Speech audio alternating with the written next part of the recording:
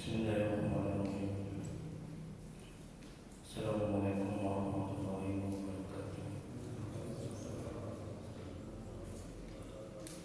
Alhamdulillahirabbil alamin wa bihi nasta'in 'ala umuri dunya waddin. Asyhadu an la ilaha illallah wahdahu la syarika lah. Asyhadu anna Muhammadan abduhu wa rasuluh. Allahumma shalli wa sallim wa barik ala sayyidina Muhammad abdika wa rasulika nabiyil ummi wa ala alihi wa sahbihi ajma'in. Rabbi ishrah li sadri wa yassir li amri wahlul min lisani yafqahu qawli.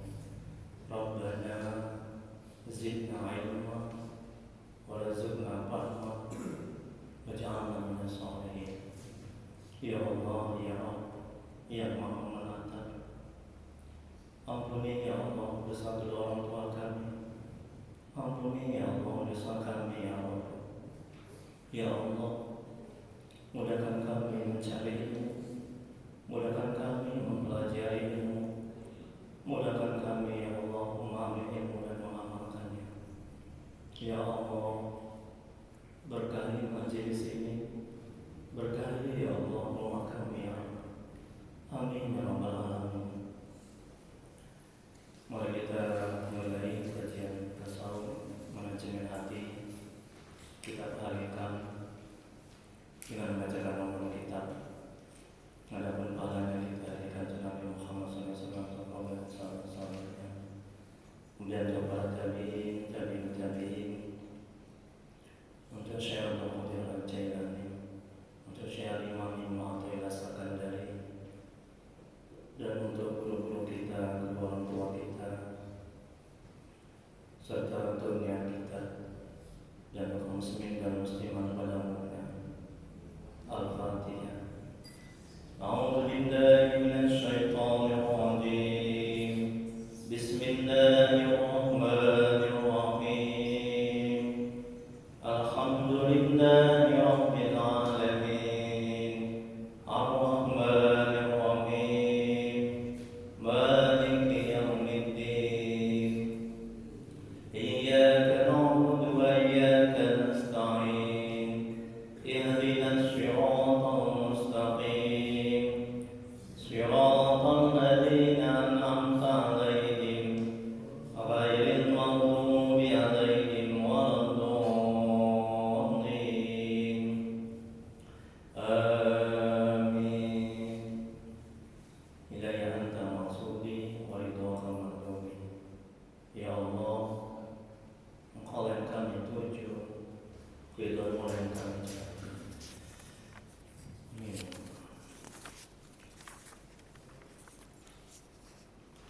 Bapak, Ibu, jemaah salat subuh yang dirahmati Allah Subhanahu wa taala. Baik, kita lanjuti kajian Al-Hikam hikmah yang ketiga. Sebelumnya kasih pagi, semoga Allah balas kebaikan pagi. Ya.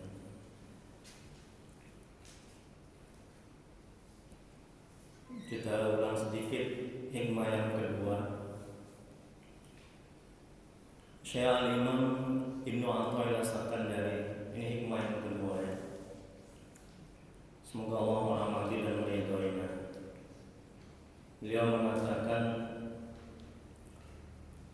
kehendak Anda kepada tajrid atau mengkhususkan diri untuk beribadah semata-mata, di samping Allah mendirikan atau meletakkan Anda di dalam asbab atau usaha lain, adalah merupakan syahwat yang tidak nampak dilihat. Dan kehendak Anda kepada asbab, di samping Allah mendirikan Anda di dalam tajrid, berarti turun dari hikmah atau hasrat yang maha tinggi. Nah, jadi kalau seseorang sudah ditetapkan Allah, ditakdirkan Allah di kedudukan asbab, kedudukan asbab ini kedudukan di mana di samping dia beramal ibadah, dan juga dia bekerja untuk mencukupi kebutuhan hidupnya. Jadi kalau dia pindah ke makam tajrid itu makam kedudukan di mana seorang hamba itu sudah tidak beramal, sudah tidak bekerja lagi. Jadi semata-mata beribadah. Itulah wali-wali Allah yang seperti Allah bilang dalam Al-Quran itu. Kemudian orang-orang soleh, para sufi, itu mereka tidak bekerja lagi. Mereka sudah beribadah, aja berzikir aja. Dari mana rezekinya? Dari Allah langsung.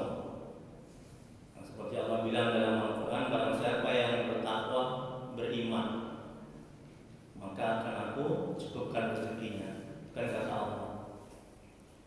Nah, ada pun juga wali-wali Allah, orang-orang soleh, para sufi, ada juga yang bekerja untuk mencukupi kebutuhannya. Tapi kerja mereka itu semata-mata untuk menjalankan perintah Allah. Karena kerja ini perintah Allah, ya. Tidak untuk mengumpul harta, kekayaan, tidak untuk tamak, tidak untuk rakus, ya. Tidak untuk supaya bisa makan, tidak. Nah, ya. Sebagian para sufi, sebagian wali-wali Allah, ada yang mereka bekerja. Nabi-nabi juga sebagian juga ada yang bekerja, ya kan Bu? Yang seperti yang saya contohkan wali Allah Syekh Imam Junaid Al-Baghdadi.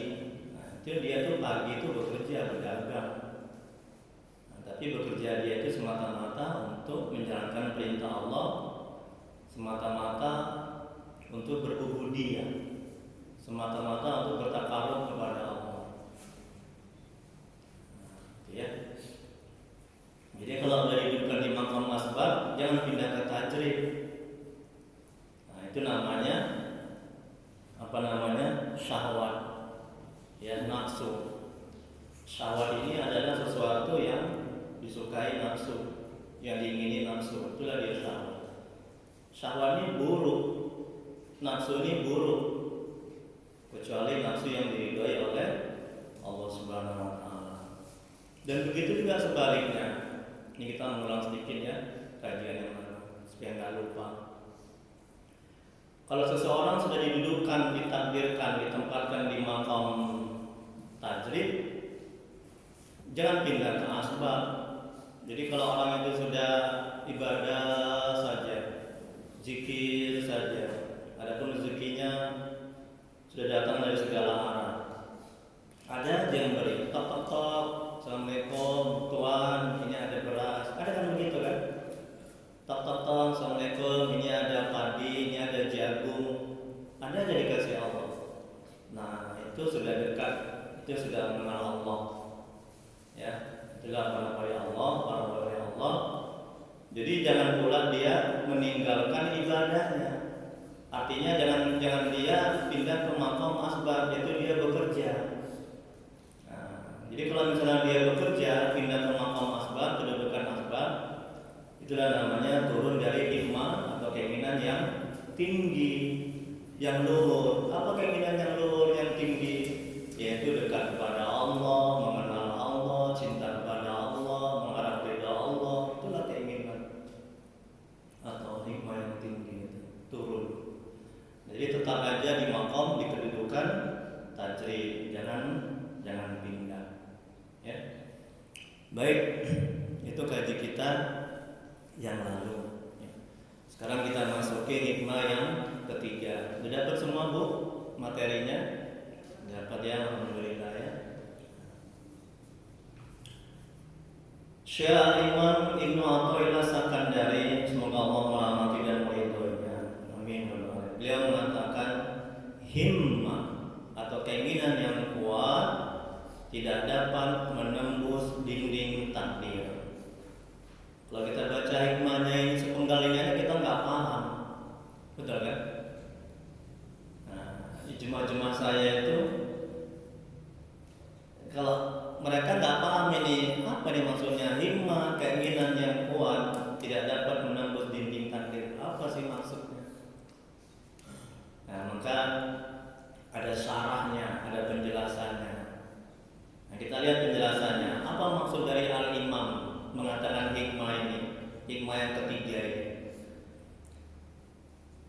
Kita lihat penjelasannya, betapapun tinggi hikmah atau keinginan kita dalam berikhtiar untuk mencapai tujuan dan cita-cita, namun tidak akan dapat menembus ketentuan qadar Allah, takdir Allah.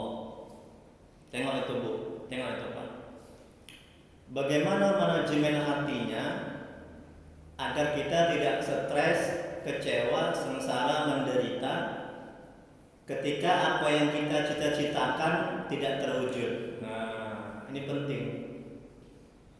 Kalau orang nggak belajar ahikam, dia akan stres, dia akan sengsara, dia akan menderita ketika apa yang dia inginkan tidak terwujud. Betul kan? Ketika apa yang dia cita-citakan tidak terwujud, ketika apa yang dia doakan, ya Allah, tolong ya Allah, anakku sakit udah lama ya Allah, sembuhkan ya Allah. Jadi hati, akal, pikirannya bergantung kepada kemampuannya, kehebatannya, doanya, amal ibadahnya. Nah, ketika anaknya nggak sembuh atau belum sembuh, dia kecewa. Allah kok gitu ya? Allah kok nggak sayang ya? Kok doaku kok nggak dikabulkan ya? Ini akibat dia bergantung, bersandar kepada doanya, kepada kemampuannya, kepada kehebatannya, kepada usahanya. Tidak boleh.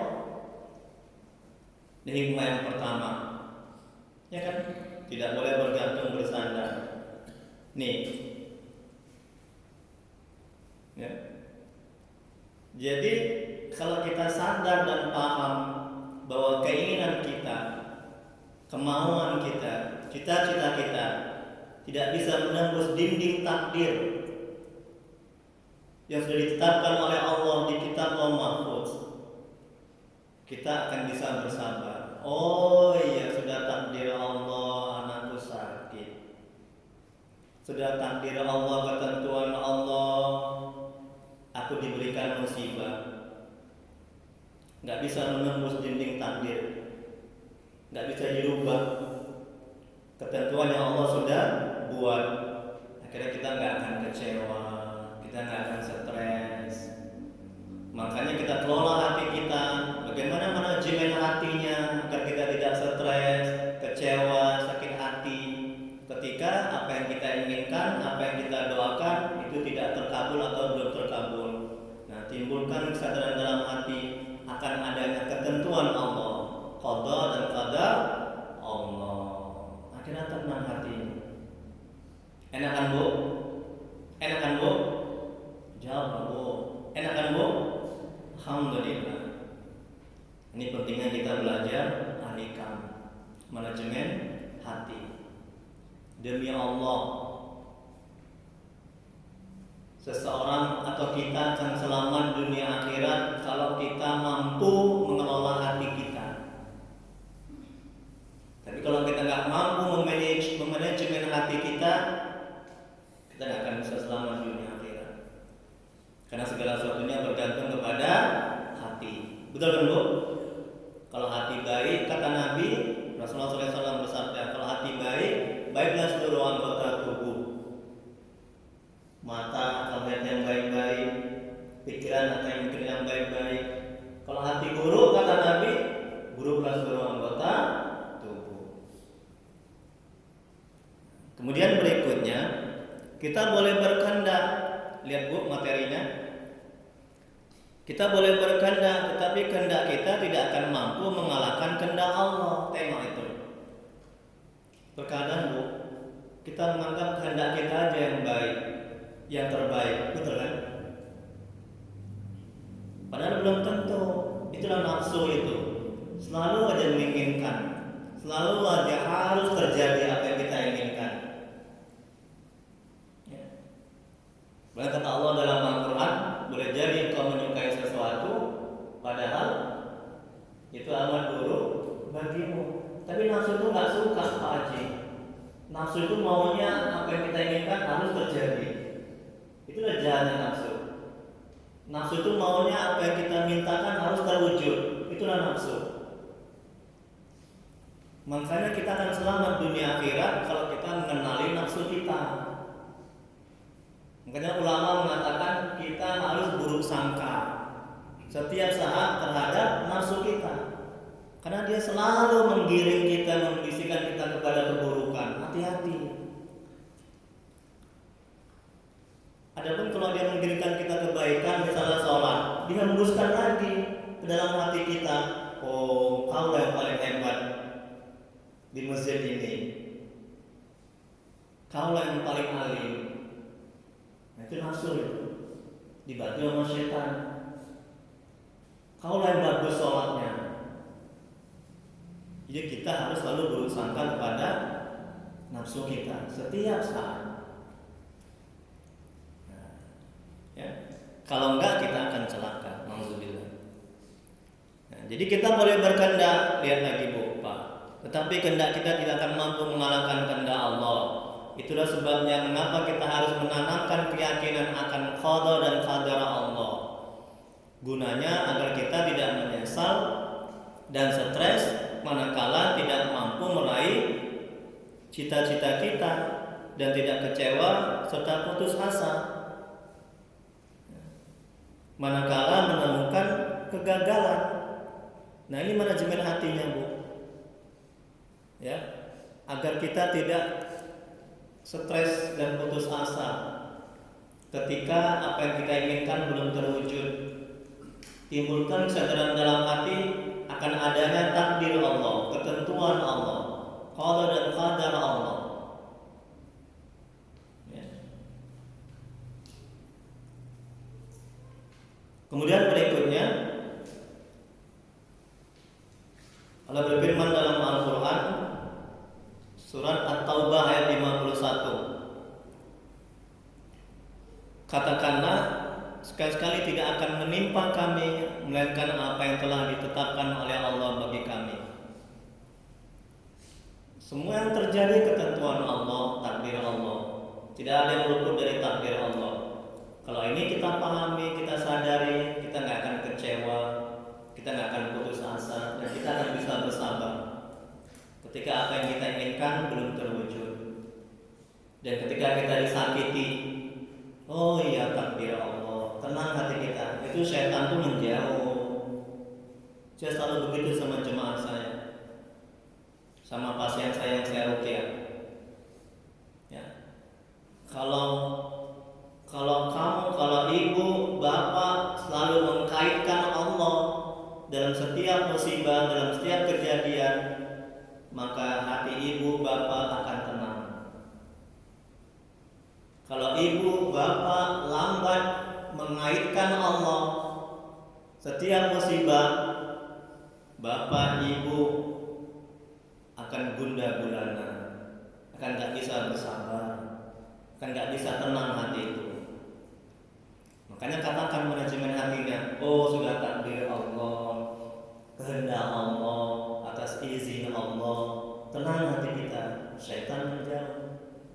Ya. Yang di luar belum dapat ini, apa yang materi ya. Tolong Pak Haji, ya, alhamdulillah, biar dapat ilmu juga, dia lupa ya Pak materi. Makasih ya Pak Haji.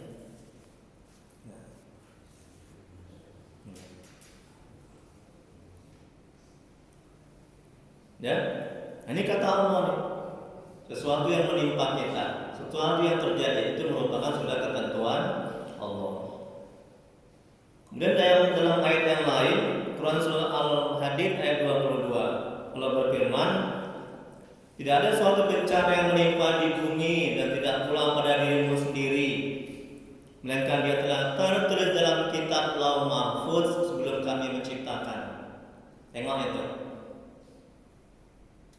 Jadi jodoh kita, mati kita, rezeki kita, kita bahagia atau menderita, itu semua sudah tertulis, sudah selesai diciptakan.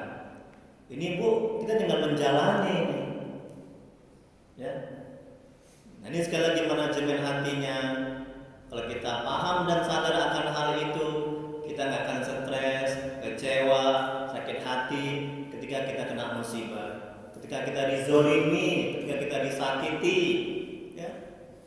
Ketika suami kita pergi, istri kita pergi, suami kita belum taat, istri kita belum taat, sudah takdir Allah, ketentuan Allah, istri kita, anak kita, suami kita belum taat, tenang hati kita. Ya, ini kata Allah, semua sudah tertulis di kitab Lauh Mahfuz. Ini manajemen hatinya, ini penting.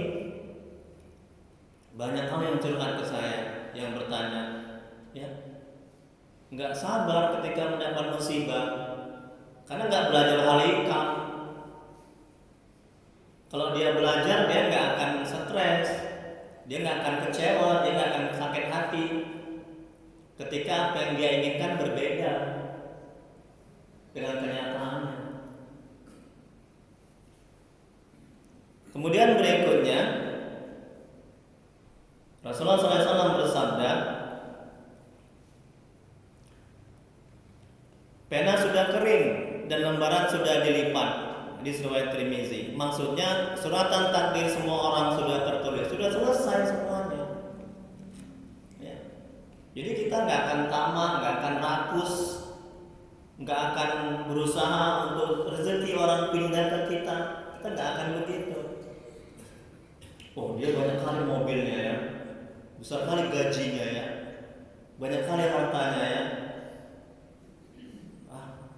Mudah-mudahan pindah lah itu hartanya, gaji. Nggak bisa, nggak bisa, nggak bisa. Sudah selesai tertulis bahwasanya rezeki kita sekian, rezeki si A sekian, rezeki si B sekian. Kita nggak akan rakus, nggak akan tamak. Hati kita tenang, kita akan ridho menerima ketentuan yang Allah buat. Ya. Kemudian berikutnya Rasulullah SAW bersabda, seorang laki-laki bertanya kepada Rasulullah, wahai Rasulullah, apakah itu iman? Menjawab Nabi, yaitu bahwa engkau beriman kepada Allah, malaikat-malaikat Allah, kitab-kitab Allah, rasul-rasul Allah dan hari kemudian. Dan juga engkau beriman dengan qadar baik, buruk, manis, pahit. Tengok tubuh. Kata Nabi, engkau beriman meyakini ketentuan baik, ketentuan buruk, manis, pahit adalah dari Allah. Tengok itu. Stres kita kalau kita nggak meyakini ini, itu setan masuk lagi-lagi. Ingat musuh kita dua, setan dan hawa nafsu. Kalau nggak pintar kita mengelola hati kita, manajemen hati kita, masuk dia. Setan. Hawa nafsu menggoda kita. Ada juga korin dari jenis jin. Saya sering tuh bilang sama pasien saya yang saya ruqyah. Jadi korin yang ada dalam tubuh ibu, bapak adalah korin dari jenis jin yang kafir. Dan dia selalu membisikkan ibu bapak kejahatan. Itu kata Nabi. Termasuk Nabi juga dibisikkan. Tapi Nabi sudah diselamatkan oleh Allah Subhanahu wa taala. Jadi hati-hati ya. Kalau kita tidak beriman, tidak meyakini, semuanya dari Allah. Ustaz, saya disakiti, Ustaz. Dari Allah, ketentuan Allah. Ya. Kalau begitu, hati kita tenang. Nanti ada hikmah yang berikutnya itu. Kalau engkau disakiti orang dan engkau melihat dengan kacamata syariat, engkau tidak akan mau memaafkan. Tengok ibu, kalau engkau disakiti orang, dizolimi orang, dan engkau melihat dari kacamata syariat, orang itu yang engkau lihat, engkau tidak akan mau memaafkan, engkau akan dendam. Hati-hatiku, 7 turunan gak akan kumakan. Tengok tubuh ngerinya bu, 7 turunan bu. Sampai selopnya aja pun dia benci. Ini selop si anu nih, deketi aku nih. Gak mau aku deket-deket sama selopnya. Bayangkan gimana sakit hatinya itu. Ya, itu kalau kita melihat orang itu yang menyakiti. Jangan lihat orangnya. Nah, tapi kalau kita, kata ulama, nanti ada hikmah yang berikutnya. Tapi kalau kita melihat dengan kacamata hakikat bahwa dia menyakiti kita atas izin Allah, betul? Tidak ada sesuatu yang terjadi di dunia ini atas izin Allah, kehendak Allah. Tapi Allah nggak memerintahkan. Ya. Ada atas, masya Allah, nikmat kali ini ya. Saya senang kali ini tasawuf nih, hati ini enak ya, masya Allah. Alhamdulillah. Ada yang diperintahkan, ada yang dikehendaki Allah. Ini tolong pahami ini. Ini juga tauhid juga. Sifat 20. Ada yang dikehendaki Allah tapi tidak diperintahkan. Allah menghendaki Abu Jahal itu beriman, betul? Tapi Allah nggak perintahkan. Allah memerintahkan Abu Jahal itu beriman, tapi Allah nggak menghendaki. Itu dia. Betul kan? Allah memerintahkan Abu Jahal beriman, tapi Allah nggak menghendaki. Kok bisa begitu, Ustaz? Jangan kita kiaskan sama diri kita, nggak bisa. Ya suka-suka Allah. Abu Jahal milik Allah, ciptaan Allah, Allah yang buat. Betul kan? Nanti kita akan masuk ke sana ya, pelan-pelan ya. Nikmat alhamdulillah. Sampai mana tadi Bu? Saya sengaja bilang begitu supaya Ibu takut nggak nyimak pula nanti. Sekarang hadis Nabi setiap orang ya. Alhamdulillah. Dan hadis berikutnya Rasulullah SAW bersabda, yang artinya setiap orang itu dikumpulkan pembentukannya di dalam rahim ibunya dalam waktu 40 hari berupa nutfah, kemudian menjadi segumpal darah selama 40 hari juga, kemudian menjadi sekerat daging juga dalam waktu 40 hari. Setelah itu diutuslah kepadanya malaikat untuk meniupkan ruh kepadanya dan menetapkan 4 perkara, yakni rezekinya sudah selesai. Ya, sudah selesai dibagikan. Jadi nggak akan mungkin ketukar. Kalau ini kita pahami, kita akan stres dan kita tidak akan menginginkan rezeki orang pindah ke kita. Kita akan ridho, sabar, tenang, enak hati kita menerima ketentuan yang Allah buat. Ya, rezekinya sudah selesai, sudah ditakdirkan, sudah dibagikan. Ajalnya kapan kita mati, itu semuanya sudah selesai ditentukan.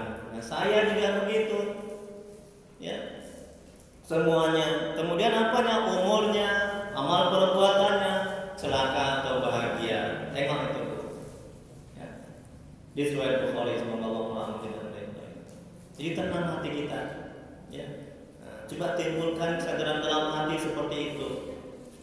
Ya. Kalau enggak kita akan stres.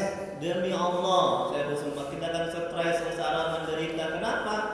Karena setan yang menggiring, hawa nafsu yang membisikkan. Ya, kalau hati atau pikiran kita nggak kita kembalikan kepada ketentuan Allah itu, kepada takdir Allah. Ini kata Imam. Ya, keinginan yang kuat tidak dapat menembus dinding takdir. Seberapa kuat keinginanmu, kehebatanmu beramal ibadah, usahamu, ya. Ingat di sana ada takdir Allah. Kalau kita pahami akan hal itu, kita nggak akan kecewa, nggak akan stres, nggak akan sakit hati terhadap apa yang kita sudah usahakan. Kemudian berikutnya Rasulullah SAW bersabda, seandainya saja aku melakukan seperti ini, saya akan begini dan begini jadinya. Tapi katakanlah, Allah telah menakdirkan dan apa yang Dia kehendaki akan Dia lakukan. Tengok nih, ini perintah Nabi Pak Haji. Allah telah menakdirkan, Allah telah menentukan. Ya, ini perintah ini. Jadi katakan begitu. Jadi jangan kita katakan jikalau umpama andai kata